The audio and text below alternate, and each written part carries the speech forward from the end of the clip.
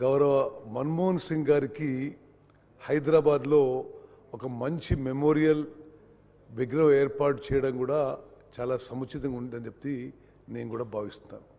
అదేవిధంగా హౌస్ తీర్మానించి మరి వారికి భారతరత్న అవార్డు చేయాలని చెప్పి కూడా వారి సూచనను పూర్తిగా అంగీకరిస్తున్నాను. Doctor Manmohan Singh is one of the greatest illustrious sons of India. వారు పుట్టింది ప్రస్తుత పాకిస్తాన్లో ఒక నిరుపేద కుటుంబంలో. వారు అక్కడి నుంచి మరి ప్రస్తుత పంజాబ్కి వచ్చి అక్కడ చండీగఢ్లో మరి ఉన్నత విద్యను అభ్యసించి చాలా రేర్ వారు ఆక్స్ఫర్డ్లో క్యాంబ్రిడ్జ్లో మరి ప్రపంచంలోనే ప్రపంచ ప్రఖ్యాత 2 యూనివర్సిటీస్లో వారు ఉన్నత విద్య అభ్యసించడం కూడా మనందరం గమనించాలి. అదేవిధంగా ఈ దేశంలో ఉన్న ఉన్నత పదవులు చాలా వారు అలంకరించారు. వారు మరి ఫైనాన్స్ సెక్రటరీగా ఉన్నారు గవర్నమెంట్ ఆఫ్ ఇండియాగా, రిజర్వ్ బ్యాంక్ ఆఫ్ ఇండియా గవర్నర్గా ఉన్నారు, ప్లానింగ్ కమిషన్ డిప్యూటీ చైర్మన్గా ఉన్నారు, మరి యూనివర్సిటీ గ్రాంట్స్ కమిషన్ చైర్మన్గా ఉన్నారు, మరి దేశానికి గొప్ప ఆర్థిక మంత్రిగా ఉన్నారు, మరి రాజ్యసభలో లీడర్ ఆఫ్ అపోజిషన్గా ఉన్నారు, మరి 10 ఏళ్ల పాటు మరి భారతదేశానికి ప్రధానమంత్రిగా ఉండి అద్భుతమైన సేవలు అందించిన విషయం కూడా మరి ఈరోజు గుర్తు చేసుకోవాలి. మరి ముఖ్యమంత్రి గారు అన్నట్టుగా ల్యాండ్ అక్విజిషన్ విషయంలో ఒక ల్యాండ్ మార్క్ లెజిస్లేషన్ తీసుకోవడం జరిగింది. ల్యాండ్ అక్విజిషన్ విషయంలో ఎప్పుడు కూడా కాంగ్రెస్ పార్టీ మరి టాప్ లీడర్షిప్లో ఒక భావన ఏంటంటే ఈ ల్యాండ్ అక్విజిషన్ చేసినప్పుడు ఒక మానవీయ దృక్పథంతో ఒక హ్యుమానిటేరియన్ యాంగిల్తో మరి ఎవరినైతే మనం డిస్ప్లేస్ చేస్తున్నామో, ఏదో డెవలప్మెంట్ చేస్తామని లేదా ఇండస్ట్రీస్ పెడతామనో లేదా ప్రాజెక్ట్స్ కడతామనో లేదా మరో కారణంగా ఎవరినైతే డిస్ప్లేస్ చేస్తున్నామో అన్ని విధాలుగా వారికి మరి కంపెన్సేషను, రీలొకేషను, సరి అయిన R&R ఉండాలని చెప్పి మరి మన్మోహన్ సింగ్ గారు ప్రధానమంత్రిగా ఉన్నప్పుడు ఒక ల్యాండ్ అక్విజిషన్ యాక్ట్ తీసుకునే విషయం మనం గుర్తు చేసుకోవాలి. అదేవిధంగా స్వాతంత్రం తర్వాత అడవుల్లో ఉండే అడవి బిడ్డలకి వాళ్ళు అడవుల్లో మరి డ్రిఫ్టింగ్ అగ్రికల్చర్ చేసుకుంటూ ఉంటారు. వారికి ఆ పోడు భూముల మీద ఏ హక్కు ఉండకపోవడంతో చాలా ఇబ్బంది పడుతూ ఉండేవాళ్ళు. మరి మన్మోహన్ సింగ్ గారు ప్రధానమంత్రిగా ఉన్నప్పుడు అడవుల్లో ఉండే అడవి బిడ్డలకి ఫారెస్ట్ రైట్స్ యాక్ట్ క్రియేట్ చేసి దేశంలో లక్షలాది మంది ఆదివాసులకు మరి మేలు చేసిన విషయం కూడా ఈరోజు మనం గుర్తు చేసుకుందాం. అదేవిధంగా ఒకసారి మనం సివిల్ న్యూక్లియర్ డీల్ గురించి మాట్లాడితే ఆ సివిల్ న్యూక్లియర్ డీల్ విషయంలో మరి యూపీలో ఇంటర్నల్ అలయన్స్లో ఎక్స్టర్నల్లో సివియర్ అపోజిషన్ ఉండింది. But doctor Manmohan Singh believed that is in the interest of the country. భారతదేశము మొదటి న్యూక్లియర్ టెస్ట్ చేసిన తర్వాత ఇంటర్నేషనల్గా ఏ దేశం కూడా మనకి న్యూక్లియర్ ఫీల్డ్లోనే కాకుండా ఏ హైటెక్ ఫీల్డ్లో కూడా టెక్నాలజీ ట్రాన్స్ఫర్కి సుముఖంగా లేకుండే.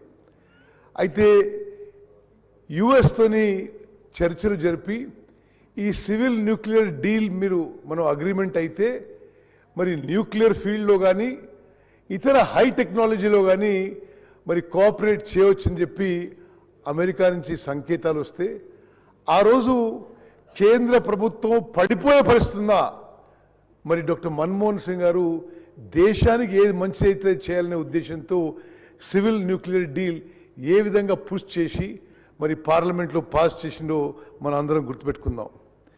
నేను వారిని పలుమార్లు కలిశాను.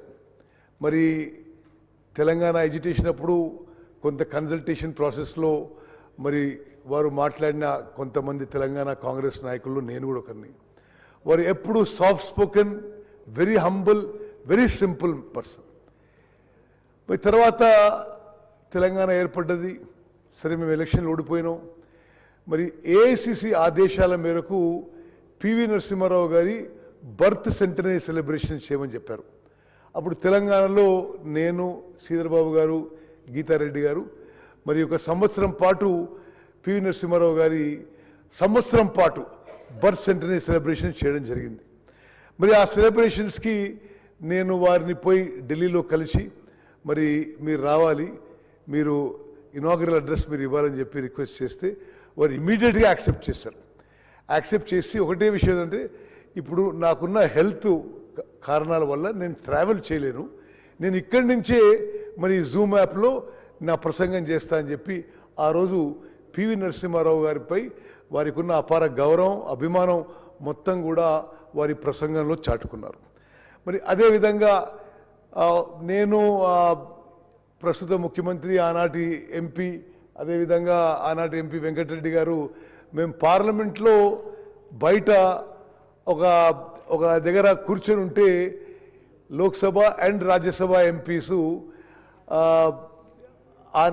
బీజేపీ ప్రభుత్వం మీద, కేంద్ర ప్రభుత్వం నిరసన తెలియజేయడానికి మన్మోహన్ సింగ్ గారు 10 ఏళ్ల ప్రధానమంత్రి, ప్రపంచ ప్రఖ్యాత స్టేట్స్మెన్, వారు వచ్చి చాలా సింపుల్గా మా మధ్యలో ఆ నిరసనలో కూర్చున్నారు. నేనంటే వారు 1000 మందిని కలుస్తారు, నన్ను ఎడ గుర్తుపెట్టుకుంటారు అని చెప్పి నేను ఏదో పరిచయం చేసుకునే ప్రయత్నం చేశాను. నేను అంటే ఐఎమ్ సో అండ్ సో, అంటే I know Uttam Reddy PCC president, అంటే చాలా మెల్లిగా, అది అసలు వినపడినట్టుగా వారు మాట్లాడే విధంగా ఉండేది. మరి ఆ విధంగా one of the greatest Sons of India who has made enormous contribution to this country, he is a loss for the country and for the state of Telangana. Loan waiver విషయంలో మనం ఒక నిమిషం మాట్లాడుకోవాలంటే, అంతకు ముందు కానీ ఆ తర్వాత కానీ ఏ కేంద్ర ప్రభుత్వము కూడా మరి రైతులకి రుణమాఫీ చేయలేదని చెప్పి నేను మనం చేస్తున్నాను. మన్మోహన్ సింగ్ గారు ప్రధానమంత్రిగా మొత్తం భారతదేశంలో రైతుల రుణం మొత్తం మాఫీ చేసిన ఘనత వారికి దక్కుతుందని చెప్పి నేను మనం చేస్తున్నాను. అదేవిధంగా వారు తీసుకొచ్చిన కొన్ని హిస్టారిక్ లెజిస్లేషన్స్, ఈరోజు మనం ఉంటాం, రేపు ఇంకోరు ఉంటారు, కానీ చరిత్రలో నిలబడిపోయే లెజిస్లేషన్స్. ఆనాడు సోనియా గాంధీ గారు నేషనల్ అడ్వైజరీ కౌన్సిల్ అని ఒక అడ్వైజరీ కౌన్సిల్కి చైర్పర్సన్గా ఉండి, మరి మన్మోహన్ సింగ్ గారు ప్రధానమంత్రిగా అడ్వైజరీ కౌన్సిల్ మరి ఈ యూపీఏ ప్రభుత్వానికి కొన్ని సజెషన్స్, సూచనలు ఇచ్చేవారు. సోనియా గాంధీ గారి నాయకత్వంలోని నేషనల్ అడ్వైజరీ కౌన్సిల్ సూచనల మేరకు ప్రధాని మన్మోహన్ సింగ్ గారి యూపీఏ ప్రభుత్వం national rural employment guarantee scheme చట్టంగా తీసుకొచ్చిన విషయాన్ని మనం చేస్తున్నాను.